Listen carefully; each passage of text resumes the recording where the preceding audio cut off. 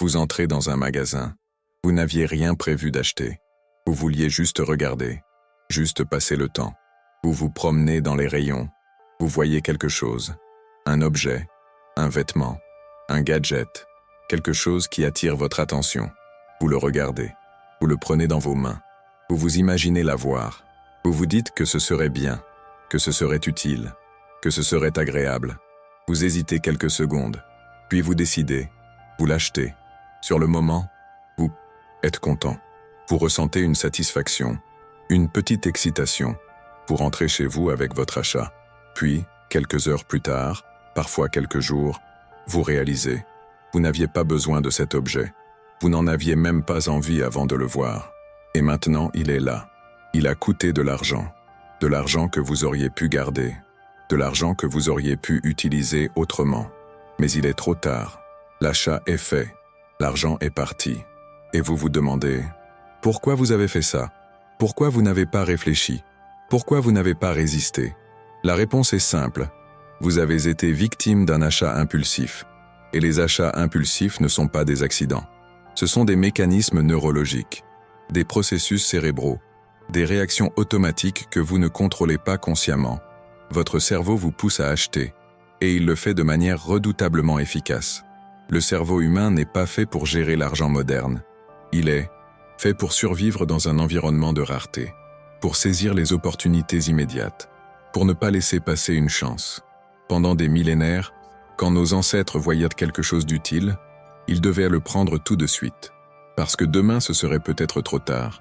Demain quelqu'un d'autre l'aurait pris. Demain ce ne serait plus là. Cette urgence est inscrite dans notre cerveau. Elle fait partie de notre système de survie. Mais aujourd'hui, nous ne vivons plus dans un environnement de rareté. Nous vivons dans un environnement d'abondance. Les produits sont disponibles en permanence. Les magasins sont pleins. Internet propose tout le temps. Il n'y a aucune urgence réelle, aucune rareté réelle. Pourtant, notre cerveau fonctionne toujours comme s'il y en avait. Il réagit à chaque opportunité comme si c'était la dernière.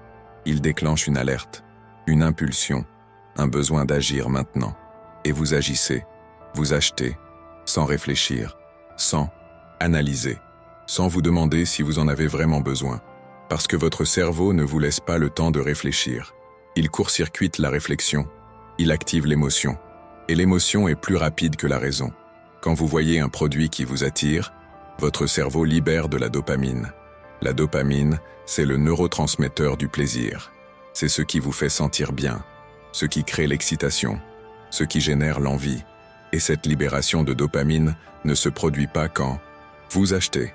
Elle se produit avant, quand vous imaginez l'achat, quand vous vous projetez avec l'objet, quand vous visualisez le plaisir que vous allez avoir.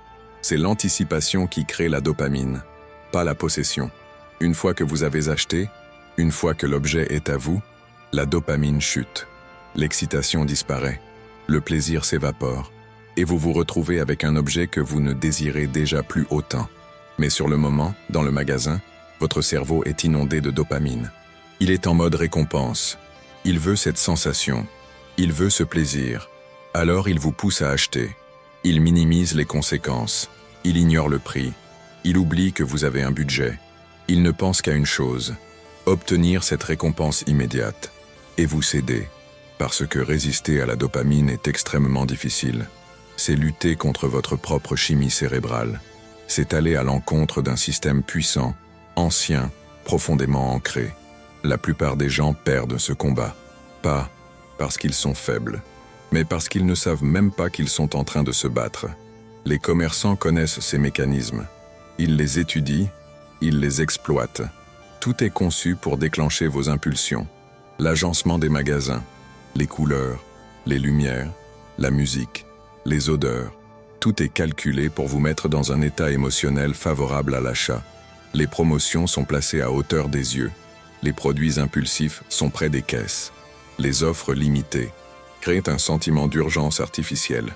Les réductions affichées vous donnent l'impression de faire une bonne affaire, même si vous n'aviez pas prévu d'acheter, même si vous n'en avez pas besoin. Le simple fait de voir « moins 50% » déclenche une réaction dans votre cerveau. Vous pensez économiser, vous pensez gagner quelque chose, alors que vous êtes en train de dépenser. Mais votre cerveau ne voit pas ça. Il voit l'opportunité, il voit l'économie, il voit le gain, et il vous pousse à agir. Les sites internet sont encore plus redoutables. Ils utilisent des algorithmes, des données, des analyses comportementales. Ils savent ce que vous aimez, ce que vous regardez, ce que vous avez presque acheté, et ils vous bombardent de suggestions, de recommandations, de publicités personnalisées. Ils créent un environnement où la tentation est permanente, où chaque clic peut mener à un achat, où la résistance devient épuisante, parce que vous devez dire non 10 fois, 20 fois, 100 fois par jour. Et à un moment, vous baissez la garde. Vous cliquez, vous achetez, et le cycle recommence. L'achat impulsif est aussi lié aux émotions négatives. Vous êtes stressé, fatigué, triste, en colère, frustré. Vous cherchez un soulagement, une échappatoire, quelque chose qui vous fait sentir mieux. Et l'achat offre ça, temporairement. Il vous donne une sensation de contrôle, de pouvoir, de plaisir. Il vous distrait de ce que vous ressentez. Il crée une petite bulle de satisfaction dans une journée difficile. Alors vous achetez, pas parce que vous avez besoin de l'objet, mais parce que vous avez besoin de la sensation que l'achat procure. C'est une forme d'automédication, une manière de gérer les émotions. Sauf que ça ne fonctionne pas, parce que le soulagement est éphémère. Quelques minutes, quelques heures au mieux, puis les émotions reviennent, le stress revient, la tristesse revient, et vous êtes dans la même situation qu'avant. Sauf que maintenant, vous avez dépensé de l'argent, vous avez un objet dont vous n'avez pas besoin, et parfois vous avez même de la culpabilité en plus, parce que vous savez que vous n'auriez pas dû, que vous ne pouviez pas vous le permettre, que vous avez encore cédé. Cette culpabilité crée une nouvelle émotion négative, qui peut déclencher un nouvel achat impulsif. C'est un cercle vicieux, un cycle qui se nourrit de lui-même, et plus vous y êtes pris, plus il est difficile d'en sortir. Beaucoup de gens pensent qu'ils contrôlent leurs achats, qu'ils décident consciemment, qu'ils sont rationnels. Mais les recherches montrent le contraire. La majorité des décisions d'achat sont émotionnelles. Elles sont prises en quelques secondes, avant même que la partie rationnelle du cerveau n'intervienne. Vous voyez, vous ressentez, vous décidez. Dans cet ordre, la justification vient après. Vous trouvez des raisons logiques pour expliquer votre achat. J'en avais besoin. C'était en promotion. Ça me sera utile. Je le méritais. Ces raisons ne sont pas la cause de l'achat. Elles sont la justification. La manière dont votre cerveau rationnel essaie de donner du sens à une décision émotionnelle. Mais la décision, elle, a été prise par l'émotion, par l'impulsion, par le système automatique. Et ce système ne se soucie pas de votre budget. Il ne se soucie pas de vos objectifs financiers. Il ne se soucie pas de votre futur. Il ne pense qu'au présent, qu'à la satisfaction immédiate, qu'à la récompense instantanée. Et c'est ce système qui gagne la plupart du temps, parce qu'il est plus rapide, plus puissant, plus ancien. La raison arrive trop tard. Elle peut juste observer, constater et inventer des justifications pour que vous vous sentiez mieux. L'achat impulsif coûte cher, très cher. Pas forcément parce que chaque achat est important, mais parce qu'il s'accumule. 10 € par-ci, 20 € par-là, 50 € un autre jour.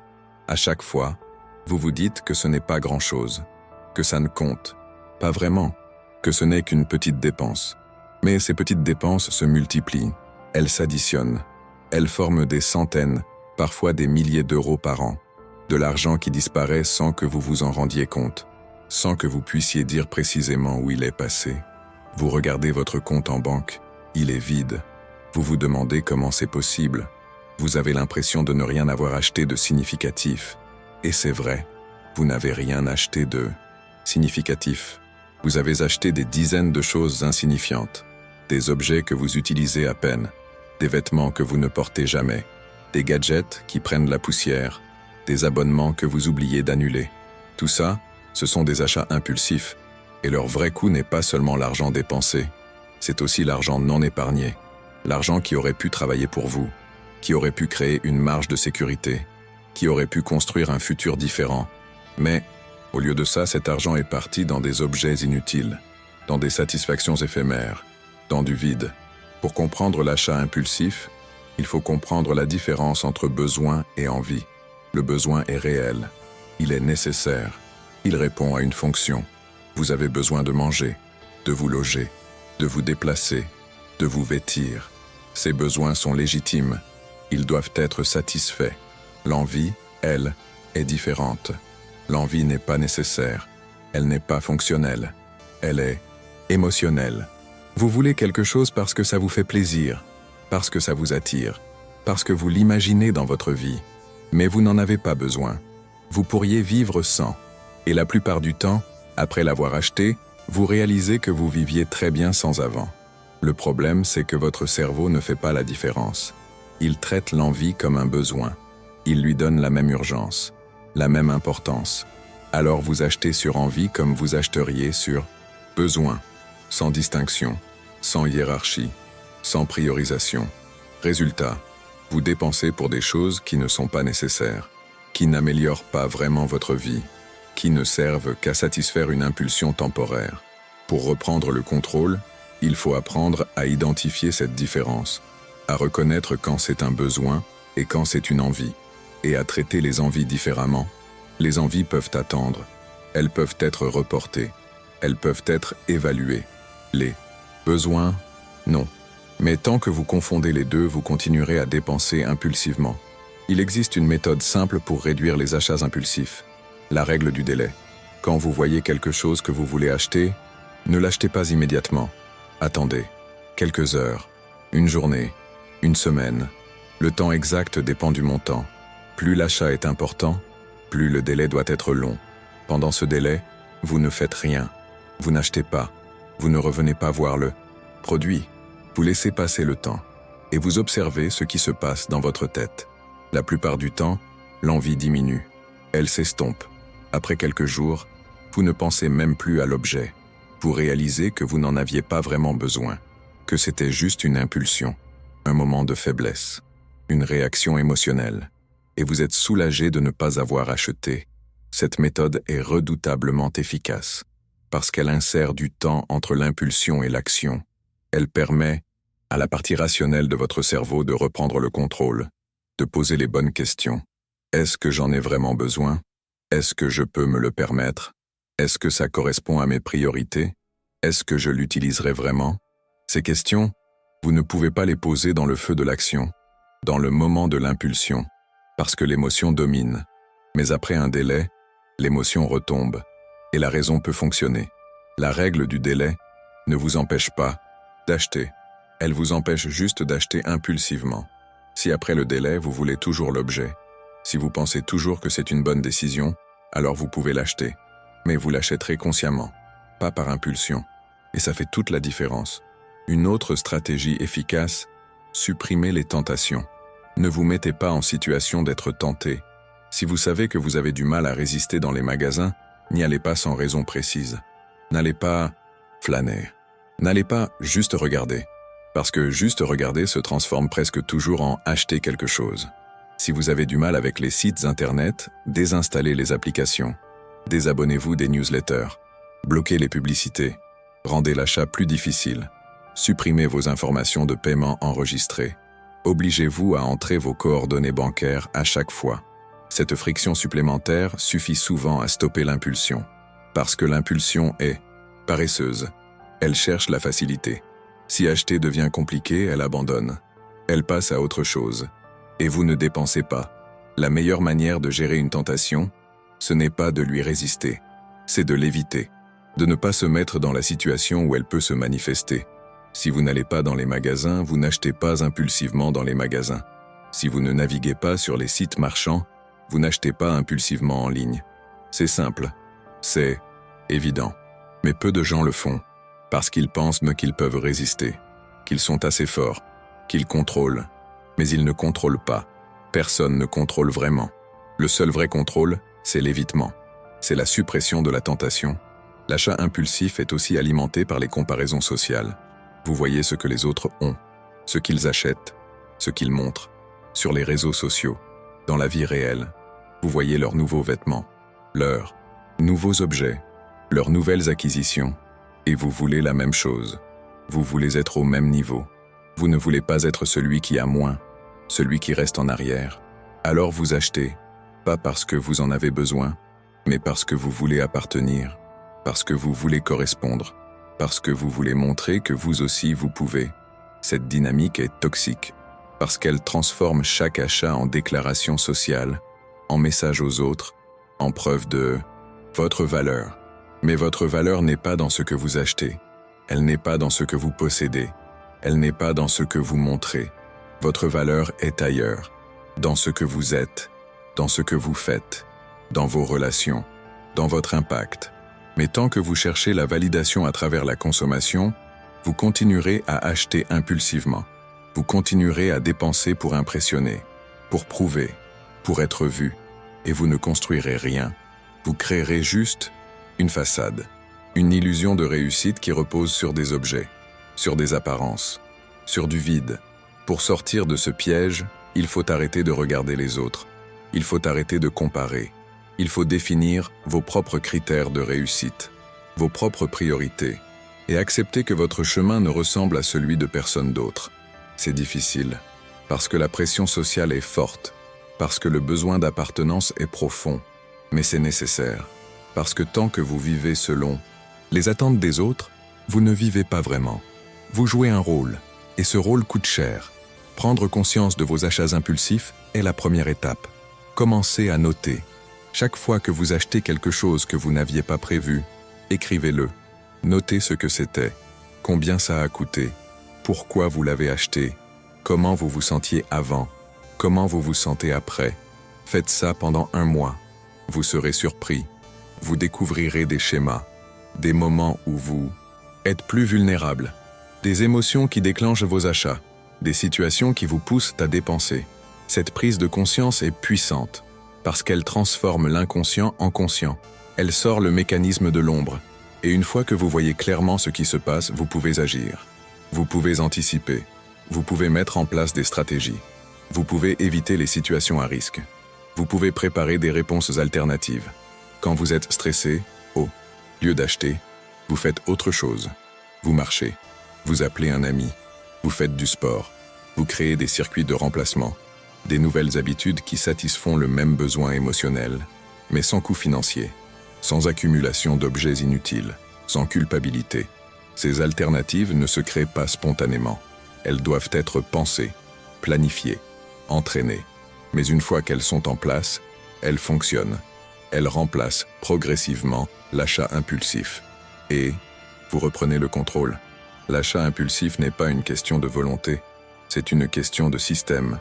Votre cerveau fonctionne d'une certaine manière. Les commerçants l'exploitent. Vous êtes pris entre les deux. Et dans cette configuration, vous perdez. À chaque fois. Sauf si vous changez le système. Si vous modifiez l'environnement. Si vous créez des barrières. Si vous installez des délais. Si vous supprimez les tentations. Si vous remplacez les comportements. Ce n'est pas en vous. Disant « Je dois avoir plus de volonté que vous résoudrez le problème. » Parce que la volonté s'épuise. Elle est limitée. Elle fonctionne un moment, puis elle cède. Ce qui fonctionne, ce sont les systèmes, les méthodes, les structures, les environnements. Changez votre environnement, et vous changerez vos résultats. Restez dans le même environnement en espérant que votre volonté suffira, et vous continuerez à acheter impulsivement. Vous continuerez à dépenser. Vous continuerez à voir votre argent disparaître. Parce que le problème n'est pas vous.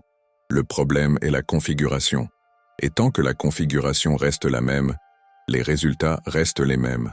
Votre cerveau vous pousse à acheter. Les commerçants vous poussent à acheter. Vous êtes entouré de messages qui vous disent d'acheter. Dans cette configuration, ne pas acheter demande un effort constant, un combat permanent, une résistance épuisante, et personne ne peut tenir indéfiniment. Tout le monde finit par craquer. C'est normal. C'est humain. Mais vous pouvez changer les règles. Vous pouvez modifier le terrain de jeu. Vous pouvez créer un environnement où ne pas acheter devient facile, où l'achat impulsif devient difficile, où vos objectifs financiers sont soutenus par votre quotidien, pas sabotés par lui. Et quand cet environnement est en place, vous n'avez plus besoin de volonté. Vous n'avez plus besoin de lutter, parce que le système travaille pour vous, pas contre vous.